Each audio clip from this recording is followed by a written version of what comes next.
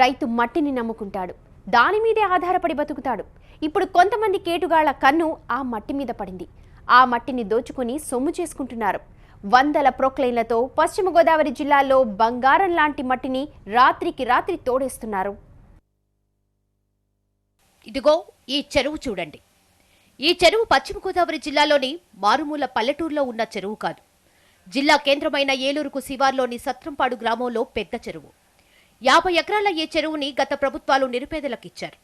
అయితే గతేడాది నీరు చెట్టు పథకంలో ఈ చెరువుని అభివృద్ధి చేసేందుకు రంగంలోకి దిగిన నేతలు బంగారం లాంటి మట్టిపై కన్నేశారు. అప్పట్నుంచి అభివృద్ధి పేరుతో మట్టి మొత్తం తోడేశారు. ఎంజాయ్మెంట్లు తలకరెకరం ఇచ్చారు, పండించుకోమని ప్రభుత్వాలు బోర్లు వేశారు, మోటార్లు వేశారు, అన్నీ బాగు చేసుకుని పండించుకుంటున్నాం. నీళ్ళు అంతపోయినా గడ్డి వేసుకుని, పశువులు గడ్డి వేసుకుని ఆ గడ్డి నీళ్ళతో బతికి పాలు అమ్ముకుని తలకర లీటర్ పాలు అమ్ముకుని బతుకుతున్నాం. అయ్యో మాకేం ఆధారం లేదు, ఇదే ఆధారం.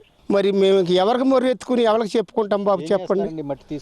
ఈ మట్టి అమ్మేయటమే అంత అడ్డగోలు అయిపోయింది బాబు. ఇవాళ నిన్నటిది కాదు ఇది. జిల్లాలో ఎర్రమట్టి, ఇసుక నేలలు కలిసి ఉండడంతో ఏలూరు సమీపంలోని రియల్ ఎస్టేట్ వెంచర్ల మేరకు ఇది బాగా ఉపయోగపడుతోంది. మట్టిని మొత్తం తోడేయడంతో రైతులు హైకోర్టును ఆశ్రయించారు. కోర్టు మట్టి తవ్వకంపై స్టే విధించింది. అయినా కూడా మట్టి మాఫియా ఆగలేదు. పగలు రాత్రి తేడా లేకుండా మట్టిని యథేచ్ఛగా తోడేస్తున్నారు. కాంట్రాక్టర్కు 100 రూపాయలు, డంపర్కు 500 రూపాయలు మట్టి లోడు చేసినందుకు తీసుకుంటారు. ఇక బహిరంగ మార్కెట్లో దాన్ని 5 రెట్టింపుకు అమ్ముకుంటున్నారు. ఏలూరు, దెందులూరు, ఉంగుటూరు, చింతలపూడి, పోలవరం, గోపాలపురం ప్రాంతాల్లో చెరువుల్ని తవ్వి పెద్ద మట్టి మాఫియా సొమ్ము చేసుకుంటోంది. చెట్టు నీరు పేరుతోటి ప్రభుత్వం ఏమో డబ్బులు శాంక్షన్ చేస్తుంది. ఆ డబ్బు ఏమైపోయిందో ఎవరికి తెలీదు. దానికి ప్రభుత్వ అధికారులు లెక్కలు చెప్పే పరిస్థితి లేదు. ప్రజాప్రతినిధులు ఇందులో దోషులుగా ఉండడంతో వాళ్ళకి ఏం పోయినా కానీ పట్టించుకునే పరిస్థితి లేదు. ఎందుకంటే వాళ్ళ జేబులే కాబట్టి నిండేది. అక్కడ ఉన్న సర్పంచి అలాగే ఎంపీటీసీ కూడా అక్కడ ప్రజలు దాన్ని వ్యతిరేకిస్తే వాళ్ళ మీద తప్పుడు పోలీస్ కేసులు లోకల్ ప్రజాప్రతినిధుల ద్వారా పెట్టించి వాళ్ళని భయభ్రాంతులను చేసి ఇప్పటికీ తోలుతానే ఉన్నారు. మట్టి తవ్వకాలు పెద్ద ఎత్తున సాగుతున్నా అధికార యంత్రాంగం మాత్రం అటువైపు కన్నెత్తి చూడడం లేదు. ఫిర్యాదు చేసినా అధికారులు ఏమాత్రం పట్టించుకోవడం లేదని అంటున్నారు గ్రామస్తులు. మొత్తం తవ్వేసేసి అమ్మేసుకున్నారు మట్టి అంతా.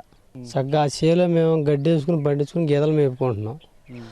ఆ చేను మా పిల్లలకి కట్నం కింద ఇచ్చాను, అది తవ్వేసుకున్నారు. ఇప్పుడు మా అల్లుడు ఏమో నా చేను నాకు కావాలంటున్నాడు, నా పిల్లలు వదిలేసేస్తాను అంటున్నాడు. నాకేం అర్థం కావట్లా. ఒక్కో ఎకరా నుంచి రోజుకు 15 నుంచి 20 లక్షల రూపాయల ఖరీదైన మట్టి అక్రమ మార్గంలో తరలిపోతోంది.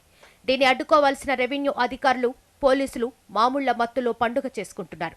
దీనిపై వివరణ అడిగినా మాట దాటేస్తూ తమను ఇబ్బంది పెట్టొద్దని ముఖం చాటేస్తున్న పరిస్థితి ప్రస్తుతం పశ్చిమ గోదావరి జిల్లాలో నెలకొంది.